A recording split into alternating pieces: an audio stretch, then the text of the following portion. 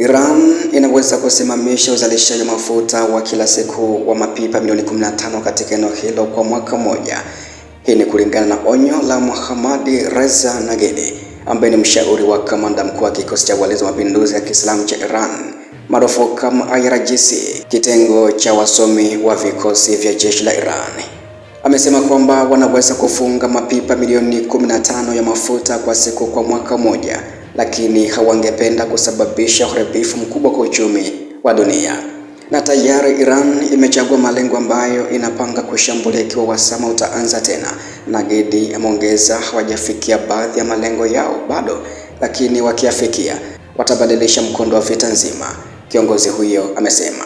Wakati yakijili hayo, tayari pia Iran imefunga tena mlango bahari wa Hormuz hadi vikwazo vya majini vya Marekani viweze kuondolewa. Iran imefunga mlango bahari wa Hormuz kuanzia Jumamosi jioni hadi kizuizi cha majini cha Marekani kitakapoondolewa kikamilifu. Kikosi cha walinzi wa mapinduzi ya Kiislamu maarufu kama IRGC, kitengo cha wasomi wa jeshi la wanamaji la Iran, kimesema hivyo katika taarifa yake.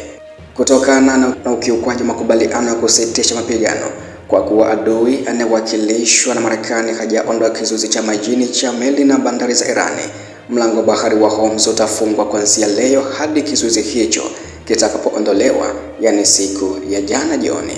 IRGC iliwataka wamiliki wa meli kuzingatia mapendekezo ya upande wa Irani pekee na kuelezea kauli za Rais Donald Trump wa Marekani kuhusu hali katika mlango bahari wa Hormuz kama zisizoaminika.